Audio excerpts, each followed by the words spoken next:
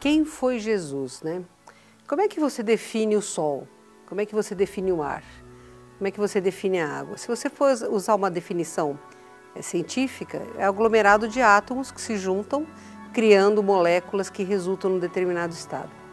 Jesus talvez seja tudo isto, que Jesus é a reflexão pura do nosso Pai Celestial. Jesus chegou a um ponto de evolução através do amor incondicional em que ele reflete Deus em todos os seus pensamentos, sentimentos e ações. Foi assim quando ele se reduziu em luz para chegar e viver entre nós por um curto período de tempo, mas o suficiente para ele plantar a semente da boa nova, da consciência da vida pela fraternidade, o amor feito gente. Jesus é uma entidade suprema nesse nosso universo, né, de enorme evolução. Felizmente, nos tem por amigos e filhos, porque afinal de contas, como Emmanuel diz, Jesus com as próprias mãos moldou o planeta Terra e tem um especial carinho pelos seres, né, pelas mônadas, pelas centelhas divinas que aqui estão cursando uma parte do seu desenvolvimento. Então, para mim, Jesus é absolutamente a síntese perfeita do que um espírito pode chegar na reintegração com Deus. Jesus é tudo. A origem de Jesus ela é complexa, né, para a gente falar, porque todos nós, pela lei da justiça, pela lei do amor do Pai Celestial, somos todos originários da mesma forma. Nós nascemos como uma centelha divina, uma mônada, que vai cursando diferentes estágios evolutivos, numa escola que é um planeta, noutra escola que é outra, né? Jesus claramente é uma mônada mais velha do que nós, mas que passou pelos mesmos ditames das leis universais que nós passamos. Qual é a diferença entre Jesus e nós? Ele fez escolhas certas, em momentos certos. Ele fez escolhas pelo todo e não pelo eu. Ele passou pelas dificuldades evolutivas que nós, com toda certeza, mas ele fez as escolhas certas. Ele abriu mão do eu em prol do nós há muito mais tempo do que nós. Claro, eu até em benefício de mim mesma, eu quero pensar que ele é uma mônada mais velha, então ele teve mais tempo para chegar lá.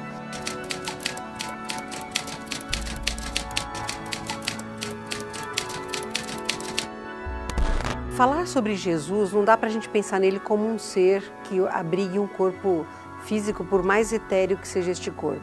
É muita energia, né?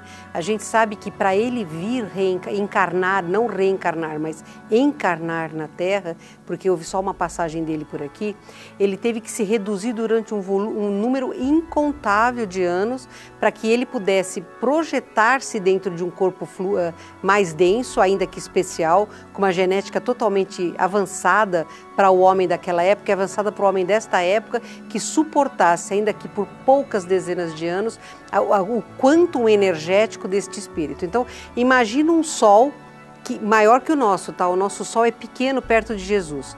Pensa no maior sol desta nossa galáxia, ele ainda é pequeno perto de Jesus. Imagina este sol se reduzindo em magnificência de brilho e energia para poder se manifestar como uma pequena molécula de sol num planetinha de grade energética reduzida como é o planeta Terra. Não dá para dizer assim, Jesus teve um começo igual ao nosso? Sim.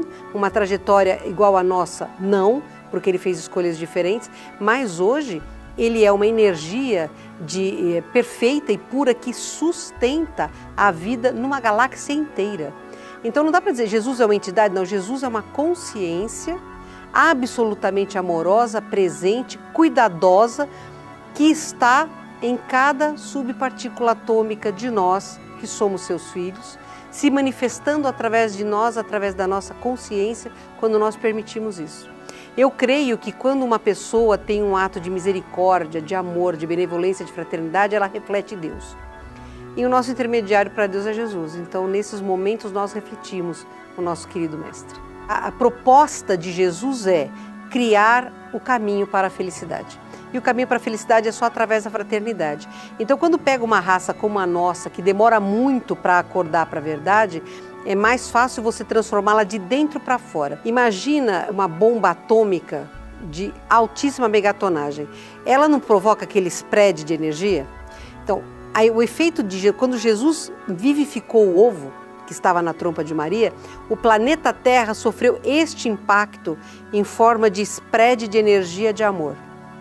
Você imagina o que é átomos e células de minerais, vegetais, animais, hominais, encarnados e desencarnados, sendo tocados por uma brisa suave chamada esperança.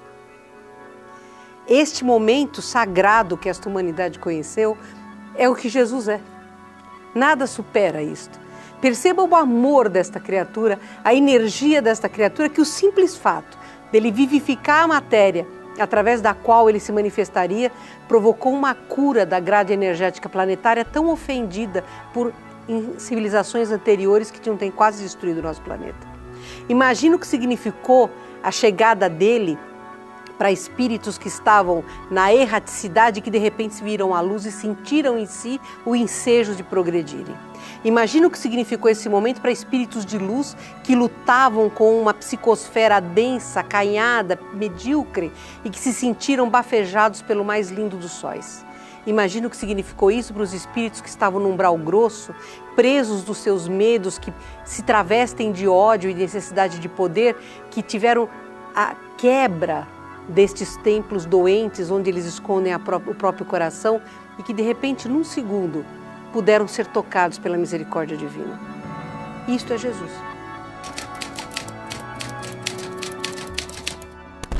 Eu encaro Jesus como um dos filhos de Deus que voltou à perfeição. E filhos de Deus somos todos. Mas sem dúvida nenhuma, nunca houve e jamais haverá na Terra um ser da hierarquia espiritual que Jesus é.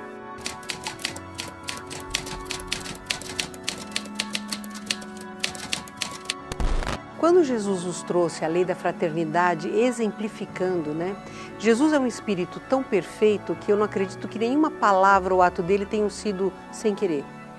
Tudo o que ele fez foi plantando raízes sólidas e seguras para alertar aqueles que começassem a sintonizar com a verdade maior, no momento certo usarem como ferramentas de alavanca e defesa.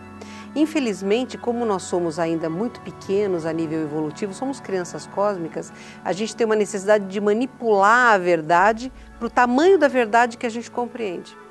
Então, as palavras e os ensinamentos dele vêm sendo manipulados com finalidades pequenas para servir a seres ainda primitivos no quesito fraternidade, porque essas pessoas sabem da magnitude do ensinamento dele, então são os lobos em pele de cordeiro ou sepulcros caiados, Então eu não acho, nenhuma religião é perfeita, porque nós não somos perfeitos, Não importa o nome do dogma, mas o que você faz, como você manipula a verdade, como você traveste a verdade com as suas cores, é que tornam esta verdade brilhante e transparente ou um vidro sujo, O nosso cristalino, que é a lente que a gente tem dentro do nosso olho, ele é transparente. A função dele é ser uma lente que filtra a luz e a torna captável pelas células da retina para que o nosso cérebro decodifique esta mensagem. Mas às vezes este cristalino fica doente e forma-se a catarata. Então, alguns dos nossos irmãos são cataratas.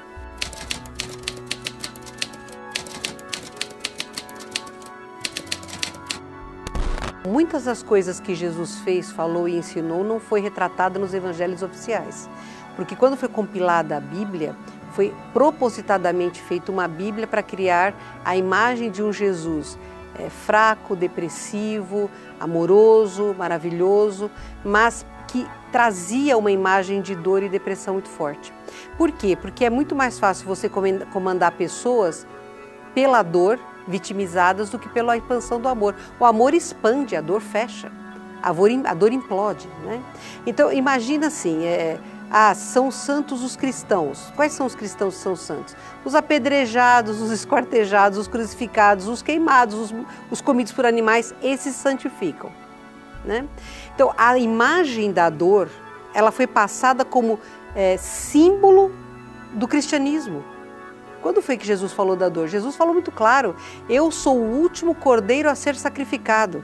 Se vocês compreenderem o que eu estou ensinando, vocês irão ao Pai através do meu exemplo. Qual foi o meu exemplo? Alegria, compartilhamento, fraternidade, a falta de preconceitos. Jesus foi um homem que viveu entre nós feliz. Ele tinha todos os motivos do mundo para se sentir mal, uma psicosfera pequena, seres que não compreendiam o que ele dizia. Ele falou claramente, se eu falo das coisas da terra e vocês não me entendem, como é que eu vou falar das coisas de fora da terra, do espaço? Vendo crianças sendo abandonadas porque eram bastardos, animais apedrejados, doentes rechaçados, os pobres escravizados, pessoas mutiladas porque roubavam pão porque tinham fome. A gente é feliz com o que a gente vive aqui? Quantos de nós não dizem assim, por que eu não sei o que eu estou fazendo parte dessa humanidade? O que eu estou fazendo aqui? E, na verdade, nós estamos nessa humanidade por pura afinidade.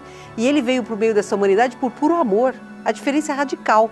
E ainda assim, Jesus viveu com um sorriso, quer nos lábios, quer no olhar. A aura dele era tão intensa e expandida que quando o mestre começava a falar, o mundo se iluminava. Então, é óbvio. Não tem como você criar paralelos, porque Jesus é único, né? Mas eles precisavam dar para a gente uma ideia de um Jesus triste e acabrunhado, porque assim a dor torna você mais frágil, a dor torna você mais vulnerável. A gente acabou acreditando, e isso é uma realidade, o que não vem pelo amor vem pela dor. Esta é uma verdade universal, mas a gente foi muito estimulado a crer na dor como forma de solução e não é. A dor não interessa ao planeta, a dor não interessa a Deus, a dor não interessa a ninguém. Nós não precisamos da dor para evoluir, nós precisamos sim compreender o que é viver em amor, né? Então, quando eles fizeram esta manipulação, até a modo de controle, eles geraram a necessidade de abstrair boas partes da vida de Jesus. Não tem muitas coisas da infância de Jesus que são maravilhosas, do Jesus quando ele saiu da família para fazer um giro pela Índia, pelo Tibete, voltou pela Pérsia, o aprendizado, a finalização da expansão consciencial que ele precisaria ter para exercer a missão dele, né? E muitas das coisas que ele nos ensinou nem nos evangelhos apócrifos estão. O trabalho dele junto aos essênios, quer dizer, quantas coisas da vida dele hoje nós não temos acesso, mas eu tenho esperança de que em breve a gente comece a acessar estas verdades. Então, a manipulação está aí, mas nós temos ouvidos de ouvir, olhos de ver, né? E isso fará com que a gente possa compreender coisas sobre ele que a gente hoje ainda não tem acesso. Jesus foi um extraterrestre como todos nós somos extraterrestres. Isso está escrito no Livro dos Espíritos, quando o Espírito da Verdade diz a Kardec, você mesmo hoje é terrestre, mas terrestre você não foi. Então, assim como nós, no Mestre também não é originário do planeta Terra. Com 4,5 bilhões de anos, é muito difícil que qualquer um de nós seja um evolutivo primário do planeta Terra. Jesus moldou a Terra. Como é que ele pode ser terrestre se ele moldou a Terra com as próprias mãos, como o nosso querido Emmanuel ensina em Caminhos da Luz? Então, o Mestre, como nós, tem origem cósmica.